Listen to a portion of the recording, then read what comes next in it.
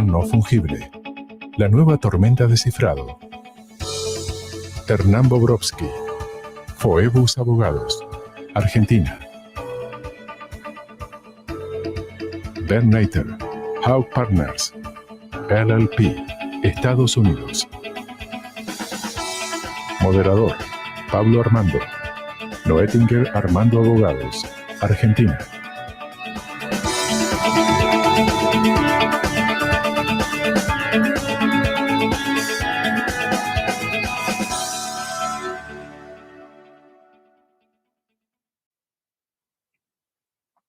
Buenas tardes, bienvenidos al último panel de este seminario de ASIPI, que nos desafía a estudiar un tema muy novedoso y con implicancias y proyecciones todavía desconocidas. Antes de seguir, junto con Hernán y con Ben, a quienes presentaré en un minuto más, queremos agradecer a ASIPI la oportunidad y la invitación para formar parte de este panel y de ser los encargados de traer un poco del mundo cripto a la industria de la propiedad intelectual. ¿Qué son? ¿Cómo funcionan? ¿Qué beneficios tienen? ¿Qué implicancias legales y económicas traerán? Serán algunos de los temas que tocarán nuestros panelistas hoy. Puedo adelantar desde mi lugar que los NFT o los tokens no fungibles combinan una serie de aspectos vinculados con el derecho a autor, la tecnología blockchain, criptomonedas, entre otras. Los invitamos a continuación a ver un breve video que resume técnicamente a la perfección qué son los NFT. Adelante con el video. NFT is anything digital, like drawings, music, tweets. The owners of these digital items have been selling them. For instance, someone bought this digital drawing of a cat. Okay, are y'all sitting down? Yes, you're all sitting down. It sold for $172,000. Think of it like this. It's like art. Anyone can own a print of a painting, but only one person can own the original. Here's what I'm going to do. I'm going to take a selfie, and I'm going to NFT it. I don't know if that's how you say it, but so. All right. So, but here's what I'm going to do, because the cat seemed to be very popular. So I drew a picture of the cat here. All right. So I'm going to tweet out the information on how you can buy this NFT, and all the money will go to Jose Andres' charity, World Central Kitchen. All right. Aquí un poco de humor para presentarles este tema. Ahora nuestros panelistas nos contarán si realmente es así y si las palabras utilizadas son las correctas. Pero bueno, volviendo al panel y a la seriedad, para presentarles este tema decidimos adoptar un formato de entrevista, de preguntas y respuestas para poder exprimir al máximo a nuestros speakers de hoy. Paso entonces a presentárselos. Por un lado, contamos con Ben Nater, socio del estudio Hawk Partners con oficinas en New York. Ben es abogado y cuenta con un JD en Intellectual Property and Entertainment Law de Seton Hall School of Law. Es miembro de INTA, ASIPI y Marx, entre otras organizaciones.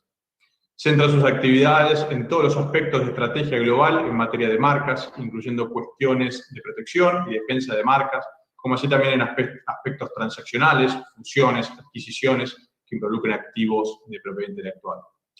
Por el otro, Hernán Bobrovsky, socio de Phoebus Abogados, firma argentina. Hernán es abogado por la Universidad de Rosario, especialista en propiedad intelectual, tecnología y contratos. Es profesor en Flaxo y la Universidad Católica de Santa Fe. Es formador de emprendedores y actualmente es vicepresidente del Instituto de Derecho Informático Industrial y de Tecnología del Colegio de Abogados de Rosario. Como ven, dos tremendos panelistas para analizar y contarnos un tema súper interesante. Avancemos ahora con el interrogatorio a ver qué tienen para contarnos. Hernán, comienzo por ti. ¿Puedes contarnos brevemente cómo describirías a los NFT y cómo funcionan? Bueno, como no, Pablo, antes que nada, primero quiero también agradecer a ASIPI por la invitación, a Matías Noettinger, a Fabricio Modica Vareiro, quienes pidieron también mi nombre para que pueda formar parte de este panel. Por supuesto, a vos, Pablo, también a Ben Nater, con quien me honra estar en contacto en estos días y poder compartir este panel, ¿no? Que trata sobre un tema súper novedoso, no tanto porque sea reciente, porque es verdad que explotó el boom hace unos pocos meses, con algunas noticias muy importantes, que seguramente estaremos repasando, pero si bien la tecnología ya tiene algunos años, data más o menos desde el 2017 en adelante, ha habido un caso muy resonante, que fue el del artista Beeple, que vendió su obra digital, un collage, que se vendió en 69 millones de dólares en una subasta, y eso generó que el tema se instale en la agenda pública y que todo el mundo empiece a prestarle atención a esto que son los NFT, Non-Fungible Tokens, o tokens no fungibles. Pero primero que nada, para poder entender qué es un NFT, debemos entender lo que es un token. Un token es una representación de un activo digital, o sea, es un vale, una ficha, una moneda, que permite, de alguna manera, representar un bien, un activo, ¿no? Nosotros estamos acostumbrados a ser propietarios de cosas físicas, cosas materiales, y poseerlas. Bueno, aquí tenemos que pensar de manera diferente. Quizás los profesionales que estamos acostumbrados a trabajar con derechos de propiedad intelectual, podemos distinguir el soporte material, las cosas que contienen los derechos de propiedad intelectual que nosotros trabajamos día a día.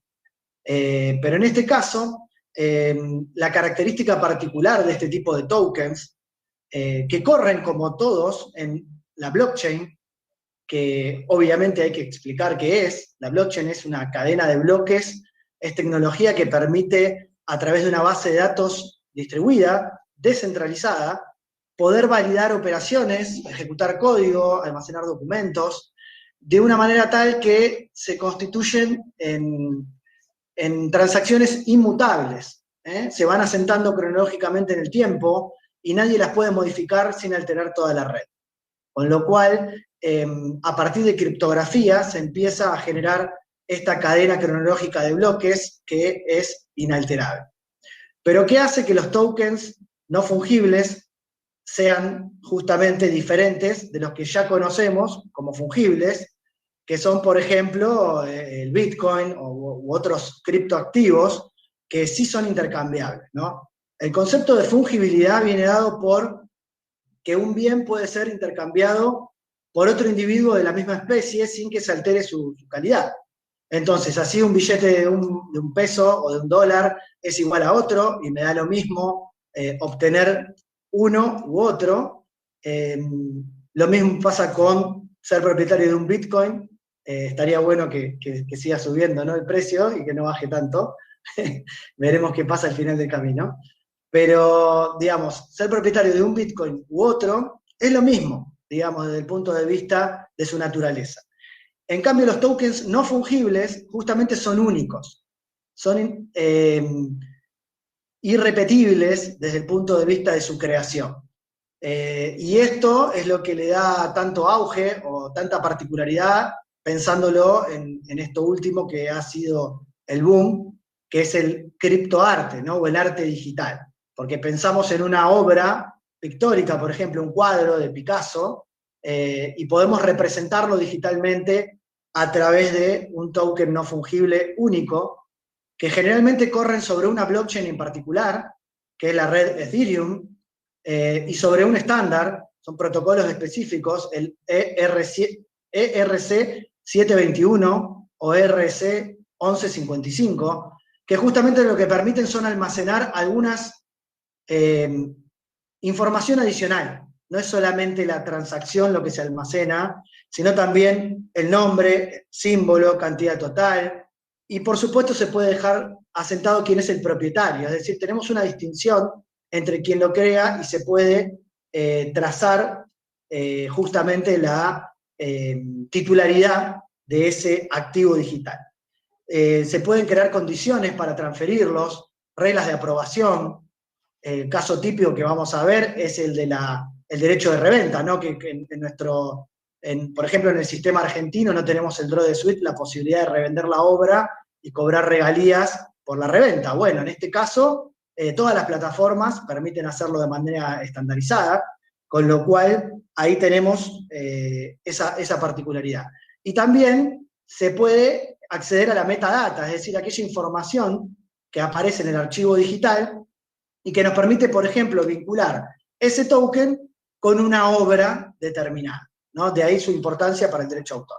Lo que sí debo decir, Pablo, y me parece que es lo más importante que tiene que quedar para darle paso después a Ben, es que el token no es la obra. En el caso del derecho a autor, del copyright, el token no es la obra en sí. El token puede remitir a una obra, pero no es la obra. Ser propietario del token se asemeja más a ser titular de la posesión de un cuadro original o ser dueño, digamos, del soporte de algo, de una obra literaria, de lo que fuera, que yo lo puedo transmitir, pero no por eso estoy ejerciendo los derechos de autor que le corresponden, por supuesto, al autor, quien en principio es el titular de esa obra, salvo que lo haya transmitido un tercero. Para poder crear tokens voy a necesitar una billetera digital, donde almacenarlos posteriormente, por supuesto. Esa billetera digital va a tener, o wallet, va a tener que estar vinculada a una plataforma específica para poder emitirlos. Las billeteras conocidas o que se utilizan más habitualmente son MetaMask o Trust, y las plataformas que más se están utilizando son OpenSea, Rarible, o Avalanche, o OnCyber. Hay varias que permiten generar mercados para poder emitir estos tokens desde estas billeteras, almacenarlos y después ponerlos a la venta, ¿no? Entonces, un activo digital que se pone a la venta, que permite generar un precio, ponerlo en subasta y, obviamente, generar una trazabilidad sobre esa cadena de transmisiones posteriores. Gracias, Hernán. Vamos dándonos una idea de qué sí y qué no es lo del NFT, ¿no? Ahora alguna pregunta para Ben. Ben va a dar su exposición en inglés, con lo cual las preguntas hacia él las haré en inglés también para facilitar el trabajo. So, Ben. Entonces, Ben, NFT es un tema muy popular ahora, porque muchas obras de arte se han tokenizado de alguna manera y se han vendido por mucho dinero. ¿Tenemos alguna información para compartir estos casos? Sí, primero que nada, muchas gracias a Zipi por la oportunidad. Muchas gracias a Pablo por también estar en el panel. Casi todos los días aparece en los medios que se está vendiendo algún NFT por cierto dinero. Hoy en el diario hay un video que dice Charlie me mordió el dedo y se vendió el video por $700.000. La otra vez un meme que se llama Disaster Girl, que es una nena que está mirando la cámara mientras se incendia una casa, se vendió por $500.000.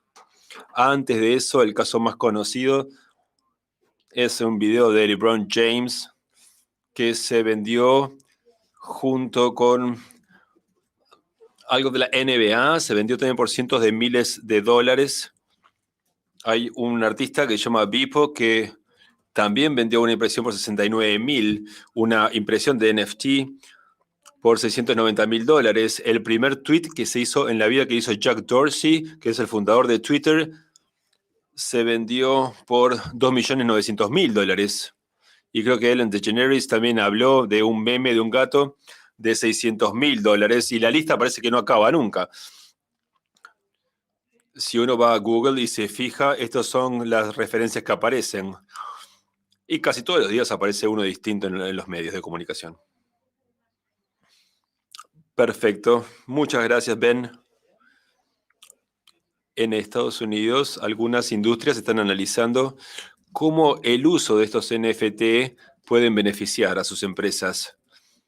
Si tuvieras que elegir dos industrias especiales, por ejemplo, las de celebridades y las de deportes, ¿nos podrías compartir cómo están reaccionando estas empresas a esta tecnología nueva? ¿Y hacia dónde están apuntando con esta tecnología? Sí, en Estados Unidos hay derechos de imagen. Estos derechos no están codificados de manera uniforme. Los eventos y los estatutos están en California y en Nueva York. Están dentro de los estatutos de publicidad. Así que hay un punto de contención que para las celebridades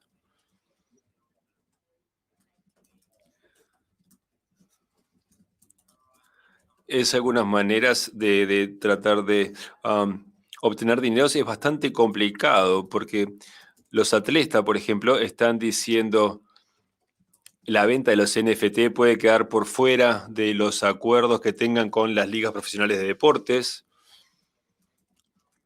Y como les mencioné, el caso de LeBron James, eso se hizo junto con la NBA, pero varios jugadores de la NFL están vendiendo sus propios NFTs.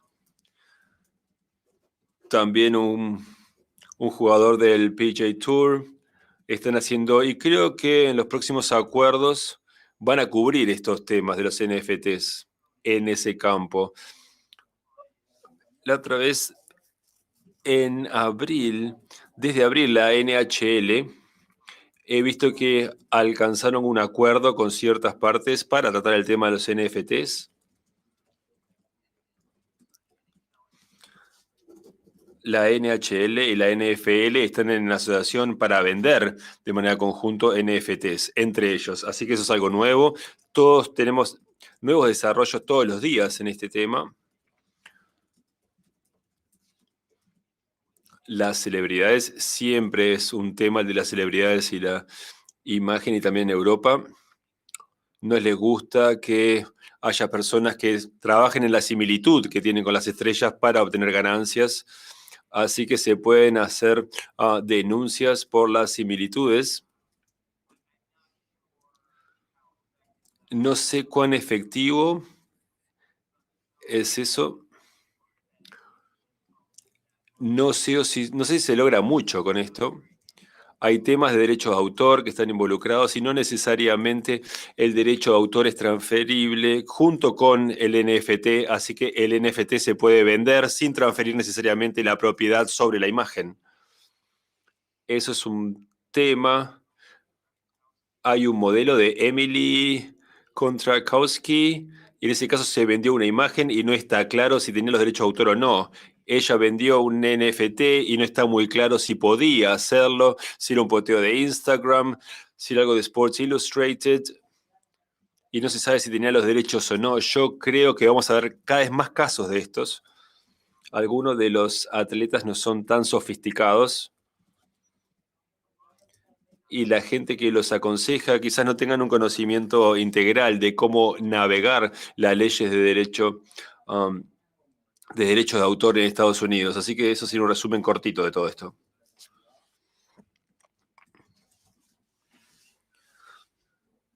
Estamos viendo que hay nuevos casos entonces y noticias todos los días. Y creo que al principio era solamente una obra de arte y después poco a poco ya estamos a lo que pasa hoy en día, que todo el mundo está tratando de generar ganancias. Así que hay que ser muy consciente de este tema y empezar a analizar este tema de los NFT y el impacto que están teniendo. Ahora le voy a preguntar algo a Hernán. ¿Conoces si en Argentina o en la región, en Latinoamérica, hay artistas o empresas que están considerando o ahora ya usando los NFTs? Sí, sí, sin duda, Pablo. Tal como decía Ben, que hay un montón de casos que hoy estamos viendo en las noticias. Bueno, nadie quiere quedarse afuera de lo que son los NFTs. El famoso FOMO, Fear of Missing Out. Nobody wants to be out of this fashion. Nadie quiere quedarse afuera de lo que es la creación de los NFTs. En Argentina, por ejemplo, la última noticia que recibimos la semana pasada fue la de un acuerdo que firmó la Asociación de Fútbol Argentino, la AFA, que posee los derechos, obviamente, para comercializar la imagen de los futbolistas de la Selección Nacional de Fútbol, entre los quienes está, por supuesto, el mejor jugador de fútbol del mundo, Lionel Messi, con todo lo que eso significa. Y bueno, se llegó a un acuerdo con la empresa, la plataforma socios.com, para crear justamente NFTs con tokens que representen de alguna manera activos, imágenes, partidos, etcétera, de la selección argentina. Ya se sabe que hay una emisión inicial de 500.000 fan tokens, cada uno va a cotizar $2 cada unidad, que obviamente después tienen un valor de reventa importante. Esto también es muy interesante destacarlo en este fenómeno. Hay varias obras ya que han sido revendidas por 100 veces su valor de adquisición original. Y de ahí está un poco el interés por quienes adquieren este tipo de activos digitales. Estos activos que va a generar Argentina van a estar respaldados por una criptomoneda, Chilis,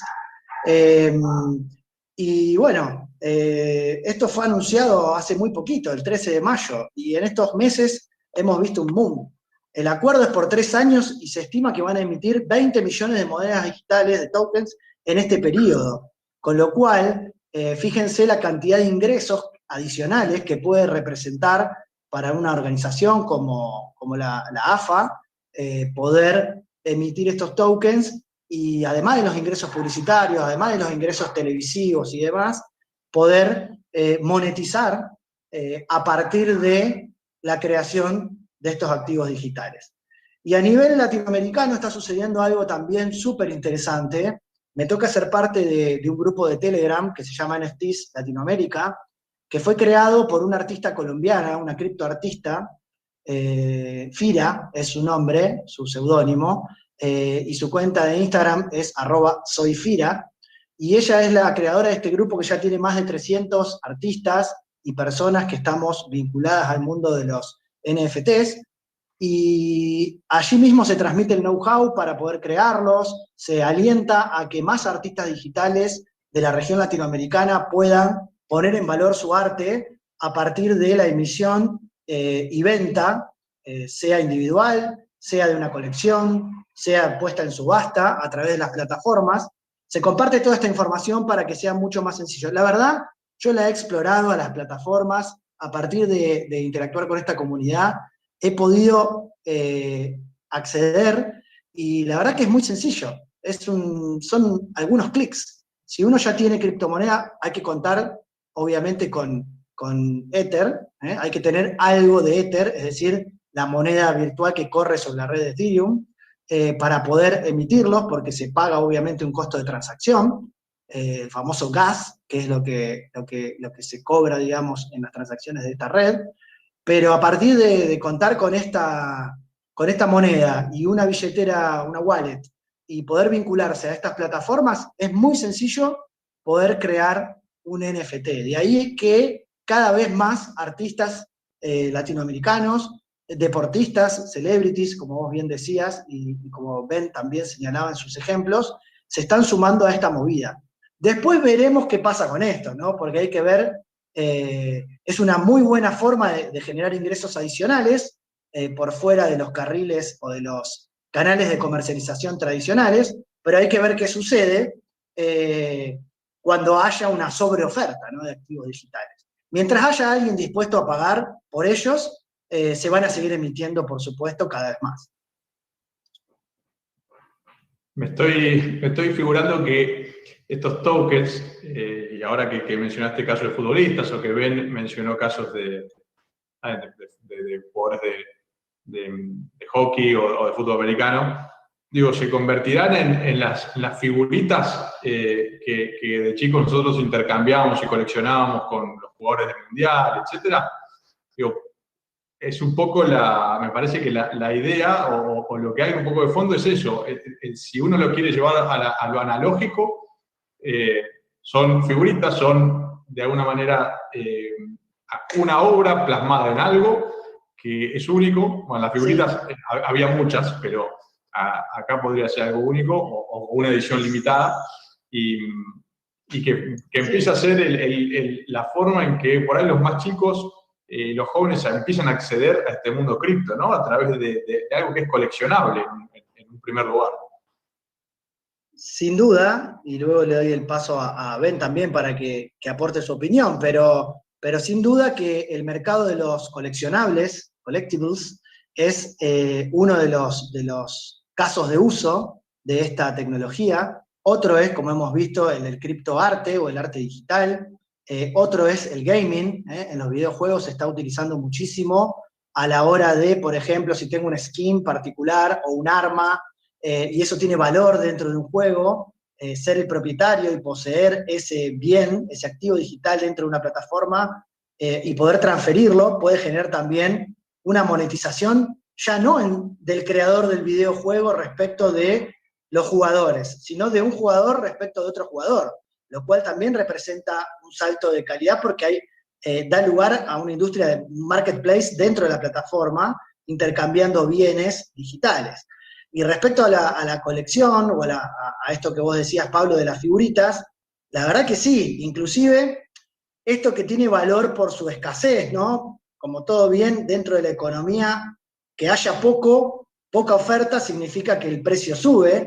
Entonces, en el caso de las figuritas coleccionables, esa escasez era generada a propósito por quien creaba el álbum de figuritas, ¿no? Se sabía cuál era la figurita difícil, que quizás no coincidía con quién era el mejor jugador en el caso de un álbum de fútbol, ¿no? Pero se generaba esa escasez a partir de una edición limitada. Con los tokens no fungibles se puede hacer exactamente lo mismo. Uno puede generar un solo ejemplar o puede emitir una cantidad limitada de ejemplares, y vamos a estar siempre hablando de esa escasez típica de las criptomonedas, ¿no? También porque el Bitcoin se sabe que se van a emitir solamente 21 millones, esa escasez está provocada, y al final del camino todos los Bitcoin fans creen que va a subir su valor justamente por esta escasez. Así que sin duda que el mercado de los coleccionables es un punto fundamental como caso de uso de esta tecnología, por supuesto. Ben, would you like to add something? Ben, ¿te gustaría decir algo? Estábamos discutiendo justamente sobre la perspectiva colectiva, ¿no? Que tiene que ver con el hecho de que los tokens no fungibles quizás logren reemplazar a esas figuritas que se usaban antes y que los niños antes coleccionaban cuando eran más jóvenes. Sí, creo que ya lo mencioné, pero hay una empresa de figuritas de tarjetas de béisbol y Panini también. Se han asociado a múltiples ligas de deportes para figuritas y para stickers, y los stickers de Panini no eran tan populares cuando yo era joven, pero ahora son muchísimo más populares en Estados Unidos, y de hecho parecería ser que la NBA está creando su propia plataforma para hacer un intercambio de tokens no fungibles y de figuritas de edición limitadas digitales. Y seguramente esto sea el reemplazo de las tarjetas de béisbol. Yo antes me acuerdo que juntaba figuritas de béisbol y de hockey. Y creo que esto es muy distinto al blockchain, porque acá hay una naturaleza de coleccionar el token no fungible. Y a nivel teórico es muy posible que esto se vuelva un mercado muchísimo más estable que el de la criptomoneda, porque el mercado de la criptomoneda no está regulado. Y eso es lo que dijo Hernán, ¿no? Yo estoy de acuerdo contigo, Hernán. Pasemos ahora a un análisis legal de esto. ¿Creen que las leyes de propiedad intelectual tienen que adaptarse o modificarse como consecuencia de la existencia de los tokens no fungibles, o el marco legal que tenemos ya es lo suficientemente flexible para que existan? Yo creo que las leyes en Estados Unidos y posiblemente en Europa tengan que ser adaptadas, pero no creo que necesariamente sean las de propiedad intelectual. Es decir, el boom de los tokens no fungibles creo que han llevado a que en muchos estados de mi país se cambien leyes sobre derechos de publicidad o de derechos de imagen, o algunos estatutos que quizás no están suficientemente actualizados. Entonces quizás alguien en el campo del entretenimiento puede tener suficiente protección de sus derechos en Nueva York, pero después irse a Ohio y no tener buena protección. Eso pasa muchas veces en Estados Unidos por el sistema de leyes a nivel estatal. Entonces, creo que el crecimiento de los tokens no fungibles puede llegar a promover que se cambien y se modifiquen las reglas y las normas que tienen que ver con los derechos de imagen o los derechos de propiedad, porque en Estados Unidos está muy difusa toda esa parte. Después, en lo que tiene que ver con la experiencia de personas que han estado ya trabajando con tokens no fungibles, lo que se ve es que el marco de derechos de autor actual parecería ser suficiente. Ahora el problema más grande es el tema de la piratería en los mercados. Es decir, que si a nivel federal se necesita tener más protecciones para los tokens no fungibles, entonces quizás hay que cambiar y modificar las leyes para que contemplen el robo o la falsificación. Creo que es más preciso decir falsificación del token no fungible, pero bueno, quizás hay algún otro tipo de amparo que se pueda usar. ¿Y crees que el hecho de que el trabajo tokenizado de alguna manera haga que el autor, que es el propietario, deje de ser propietario de esa obra, o será la persona que tokenizó esa obra la que se vuelva el propietario? ¿Qué te parece? Bueno, ¿quién es el propietario de los derechos de autor de esa obra? Qué buena pregunta. Yo creo que uno puede pensar que hay una infracción en el contrato si eso se establece en un contrato. Me parece que habría que establecer eso a nivel contractual, o sea, habría que ver si es el dueño de la obra o el dueño del token no fungible el que puede pedir o hacer un litigio por una infracción de derechos de acción. Creo que la pregunta, la pregunta está ahí. No sé si uno ajusta los estatutos de derecho de autor va a encontrar la respuesta. Seguramente las Cortes Federales van a ver muchos casos parecidos a esto que vos estás diciendo. Y de forma tangencial a esto, hay varios litigios que tienen que ver con republicar fotos de Instagram, y la pregunta sería si Instagram brinda una licencia para terceros a publicar las imágenes que las personas publican en Instagram en otros medios. Y los tribunales han llegado a distintas decisiones porque eso es un tema contractual. La pregunta es si la persona que toma la foto y lo publica en Instagram sigue siendo la propietaria, o si después el propietario es Instagram. Porque si uno empieza a ver las directrices de usuario y los términos de uso de Instagram, eso es bastante desordenado y no está muy claro. Entonces, si yo quiero marcar una historia en un medio distinto a Instagram, ¿puedo usar la foto que publicó otra persona? Bueno, hay tribunales que han dicho que sí, hay otros que han dicho que no, pero bueno, no sé si pasará lo mismo con los tokens no fungibles. Y también creo que se puede anticipar que los contratos para vender tokens no fungibles no deben estar muy bien redactados, o sea que quizás la calidad de los acuerdos no sea la mejor, puede ser problemático. Y ahora, hablando de Instagram que mencionaste, tenemos una pregunta de la audiencia que tiene que ver en particular con el caso del tweet que mencionabas. Por lo menos desde tu perspectiva, ¿quién es el propietario del tweet que fue tokenizado y vendido por el CEO y fundador de Twitter? Bueno, él lo vendió como si él fuera el propietario, pero es una captura de pantalla de un tweet. O sea que ahí hay un problema de derechos de autor. Creo que la entidad, que creo que es Twitter Inc., o bueno, no sé cuál es el nombre, la razón social, pero dado que él es el fundador de Twitter, él debe haber llegado a algún tipo de acuerdo, pero en realidad la situación es bastante compleja.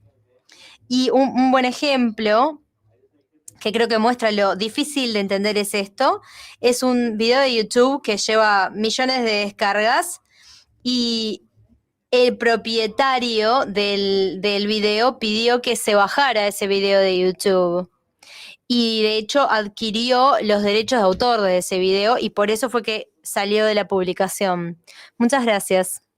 Tu perspectiva también, ¿quieres contarnos si cree que las leyes de Argentina o las que conoces de la región tengan que ser modificadas o de alguna manera adaptadas para receptar esta nueva tecnología, este nuevo formato donde, digamos, el soporte donde se están fijando las obras y se permite su comercialización?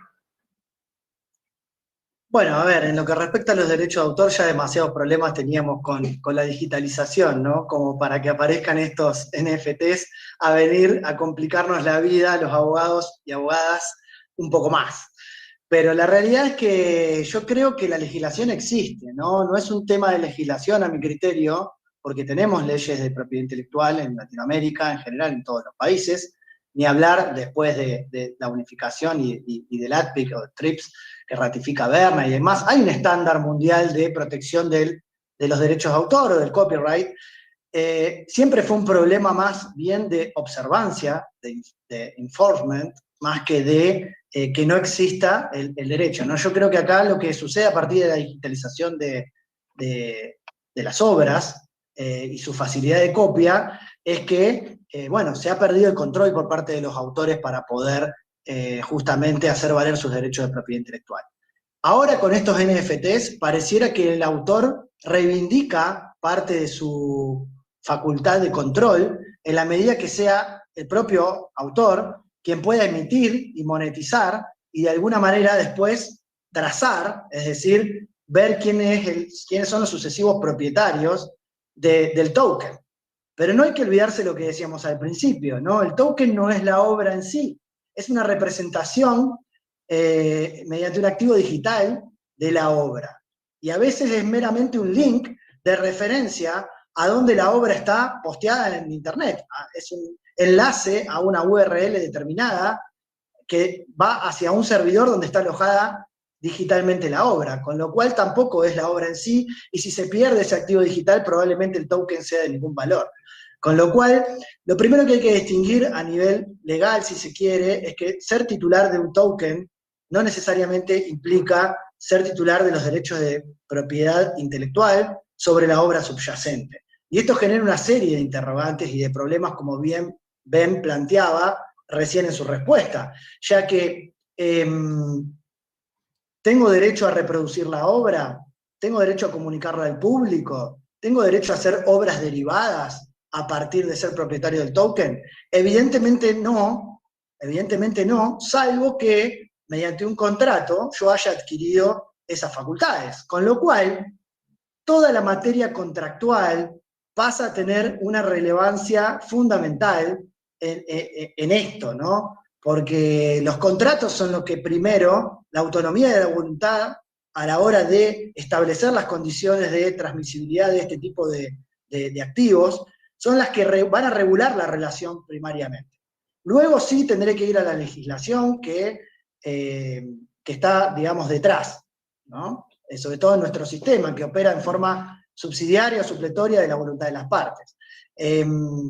Y también tenemos otros derechos de terceros, como pueden ser los derechos de imagen de personas que aparezcan retratadas, ni hablar si son menores de edad, que requieren la autorización de los padres para aparecer a lo mejor en una obra audiovisual que está tokenizada, o los derechos de imágenes personal de las personas que aparecen, que en Argentina sí están reguladas en el Código Civil, digamos, pero que en definitiva son derechos personalísimos que tienen otra regulación independiente de los derechos de propiedad intelectual. Es decir, perdón, el caso de obras audiovisuales que sincronizan obras musicales. O sea, tenemos una complejidad sobre el objeto que puede ser tokenizable bajo un NFT, que hace que se puedan ver involucrados derechos no solamente de autor, sino también derechos de imagen o derechos de terceros en general. Con lo cual, a veces uno puede hasta permitir algo que otro tokenice una obra que tiene derecho a autor, pero quizás no tengo la autorización, como el caso que Ben mencionaba antes de Emily, para que aparezca un tercero, o quizás no es el dueño de la fotografía que aparece en pantalla, o lo que fuera. Es decir, estamos ante un fenómeno incipiente, con problemas legales que van a ir creciendo, creo yo, en volumen. Vamos a tener que estar preparados para eso. No necesariamente una ley, un estatuto determinado nos va a dar todas las respuestas. Va a haber cuestiones contractuales, va a haber cuestiones de piratería, como por ejemplo también, o de plagio, gente que se atribuye a ser titular de una obra ajena, o que emita el nombre de otro y demás. Pero en definitiva, bueno, es un fenómeno bastante incipiente. Y bueno, no nos queda otra alternativa que estar actualizados, preparados y sobre todo ser conscientes del fenómeno, de todo lo que implica a la hora de redactar estos contratos, ¿no? Que van a ser fundamentales, porque ante la ausencia de un contrato, creo que el enforcement va a ser más difícil todavía, ¿no? Clarísimo. Me das pie para hacerles tal vez una de las últimas preguntas a los dos. Comienzo contigo, Hernán. En tu carácter, sobre todo, de formador y de profesor en la universidad, ¿cómo crees? Dos preguntas. Una es, ¿cómo va a impactar esto en los profesionales de IP, en nosotros, digamos? ¿Cómo va a impactar nuestra práctica? Y si crees que, vinculado con las nuevas tecnologías que están surgiendo, esto también camina a que haya una nueva rama o especialidad en la abogacía. Sí, sin duda. Creo que ya está generando un impacto en quienes trabajamos en esto, porque ya estamos recibiendo consultas. Como bien les decía antes, es muy sencillo emitir un NFT, es muy sencillo, son unos pocos clics, es un tutorial de YouTube de 10 minutos y ya estás con tu propio activo digital. Entonces no se requiere quizás un abogado, un profesional del derecho para eso. Lo que sí se requiere, o nos van a requerir en cuanto a nuestros servicios, es para comprender qué se está haciendo cuando se emite un NFT. Y ni hablar cuando se pretende generar una transacción a partir de ello. Porque además, entrar en una plataforma implica aceptar de manera, digamos, sin poder negociar, los términos y condiciones de la plataforma en la cual yo estoy emitiendo. Entonces, hay temas de jurisdicción, de ley aplicable, a dónde voy a ir a reclamar en caso de que ese token desaparezca o que no aparezca con las condiciones, si no me pagan las regalías del draw de suite, de la reventa de la obra, ¿qué pasa? ¿Se aplica o no se aplica el draw de suite? Por ejemplo, en Argentina no lo tenemos regulado expresamente, a pesar de que hubo varios proyectos de ley, pero sin embargo las plataformas permiten cobrar regalías por la reventa de la obra. Bueno, contractualmente lo puedo establecer. Inclusive es una figura que está pensada para las obras pictóricas, o sea, inclusive para esculturas, para pinturas, pero esto permite hacerlo con cualquier tipo de arte digital, con una fotografía, con una obra audiovisual, con una canción. Bueno, entonces, sin duda que hay una nueva subespecialidad que va a surgir. Creo que en realidad, más que subespecialidad, el desafío en el que estamos quienes trabajamos en propiedad intelectual, como en todas las ramas del derecho, es que no podemos ser ajenos a la tecnología. Hoy la tecnología nos atraviesa de verdad en nuestra vida cotidiana, en todo lo que nos rodea, en la moneda, en cómo vamos a pagar, en cómo consumimos entretenimiento a partir de Netflix o videojuegos, mediante streaming, que ya ha sufrido una revolución en el derecho de autor y demás en los últimos años a partir de esto. Pero creo que el desafío tiene que ver con seguir capacitándonos en cuestiones tecnológicas, entender cómo funciona la tecnología y cuáles son sus límites, cuál es la lógica de programación. Siempre les recomiendo a mis estudiantes o a los jóvenes profesionales que si hay dos cosas que tienen que aprender, una es inglés, porque sigue siendo el idioma mundial, a pesar del avance de los chinos, iba a decir del advance, porque por ahí meto palabras mezcladas, del avance de China en cuanto a su gran potencial como posible dominador del mundo en algunos años, pero que todavía se habla todo en inglés. Y el otro es aprender a programar, ¿no? Entender la lógica de programación porque ya hay universidades en Argentina que están incluyendo programación dentro de los programas de derecho desde el primer año, porque creo que vamos a tener que trabajar en interdisciplina. Si ya el derecho era todo, uno solo, por más que seamos especialistas en propiedad intelectual, teníamos que tener una visión global del derecho. Bueno, ahora no solamente necesitamos ser juristas, sino que tenemos que ser economistas, programadores, tenemos que entender cómo piensa un artista, bueno, porque realmente los fenómenos son muy complejos. Así que los invito a todos a trabajar en interdisciplina y poder entender el lenguaje disciplinar que no estamos acostumbrados a manejar. De esa manera vamos a ser mejores operadores jurídicos, no tengo dudas. Gracias, Hernán. Turning to Ben. Bueno, entonces la misma pregunta para ti, Ben. ¿Qué te parece que tienen que estudiar los profesionales en cuanto a las NFTs? ¿Cuál es el impacto de las NFT en el campo de la propiedad intelectual? ¿Se creará una nueva subespecialidad que tendrán que estudiar los abogados más jóvenes? Sí, yo creo que va a ser una subespecialidad. Siempre aparece una subespecialidad. Ahora hay abogados que trabajan con criptomoneda. De todas las especialidades que te puedas imaginar, siempre hay un nicho para eso. O el tipo de derecho que puede atravesar diferentes áreas, siempre va a haber una especialidad. Si uno googlea, probablemente ya vamos a encontrar abogados que se estén vendiendo como especialistas de NFT. Como les comenté anterior, la industria, los derechos de la publicidad en Estados Unidos realmente precisa mayor desarrollo. Así que esos estatutos van realmente a tener un impacto sobre las celebridades que vendan imágenes de ellos mismos. Y todo eso hay que desarrollarlo un poco más. Creo que los abogados van a tener que encontrar una manera de navegar por las leyes de derechos de autor y las que ya existen probablemente tengan que cambiar. Probablemente se requiera nueva legislación en cuanto a los derechos de autor. Siento que muchos de los pleitos que tienen que ver con los NFTs vienen por violación de contrato, incumplimiento de contratos. Y todavía tenemos que ver qué deciden los juzgados en este respecto. Por ejemplo, hemos visto algunos casos, hicimos una rápida búsqueda, esencialmente casos de piratería de los NFTs. Alguien que no tiene el derecho a reproducir el trabajo y que de alguna manera está realizando una infracción de derechos de autor.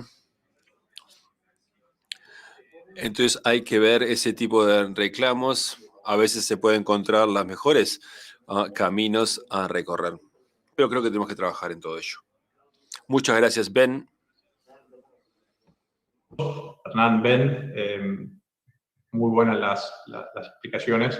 Creo que nos han dado un buen panorama de qué se trata esto y cómo viene.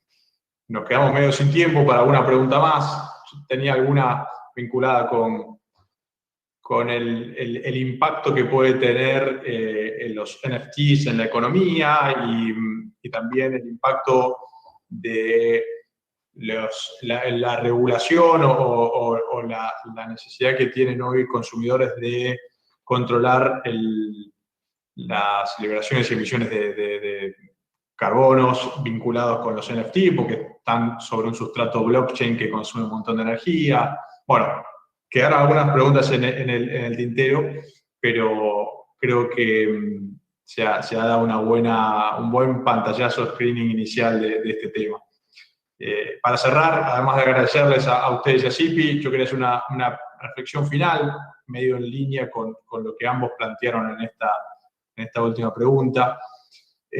Para mí, los NFTs, como mucha de esta tecnología que está surgiendo hoy, está ayudando a democratizar el negocio artístico, el negocio vinculado con los derechos de imagen, los derechos personales.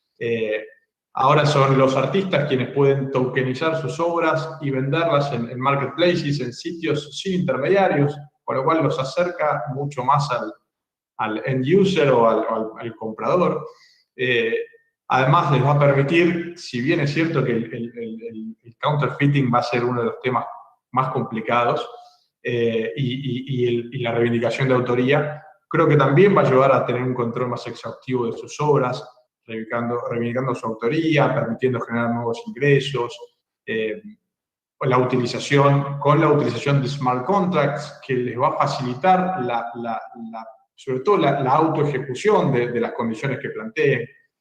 Así que bueno, desde mi punto de vista es una tecnología que va a generar nuevas oportunidades y nosotros como especialistas de propiedad intelectual tenemos que comenzar a estudiarla, poder dominarla, interpretarla y utilizarla de la misma manera que estudiamos y utilizamos otras herramientas que han surgido en el pasado y han revolucionado industrias, como por ejemplo el CD-ROOM, el peer-to-peer, plataforma de streaming, etc.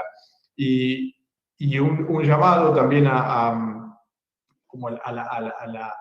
la conciencia de que tal vez no sea, por ahí los NFTs no despegan y terminan muriendo sin dejar demasiada historia, pero la tecnología está penetrando, como decía Hernán y como decía Ben, en nuestra práctica de todos los días y cada vez más. Con lo cual, la invitación creo que tiene que ser abracemos la tecnología, dejémosla entrar y empecemos a trabajar con ella desde los cimientos. No digamos, no, bueno, esto es de esta área, esto no es jurídico, esto no va a pasar, los contratos siempre van a ser así. Animémonos a pensar que las cosas pueden y creo que están cambiando. Así que bueno, quería compartir esa reflexión final y agradecerles nuevamente a CIPI, al comité ejecutivo y a los dos grandes panelistas que lideraron esto hoy, Ben y Hernán. Muchas gracias. Muchas gracias, Pablo, gracias a Zipi y gracias, Ben, también. Y de mi parte, nada, espero volver a estar con ustedes muy pronto, así que a seguir adelante. Thank you guys for having. Muchas gracias por invitarme, muchas gracias a Zipi.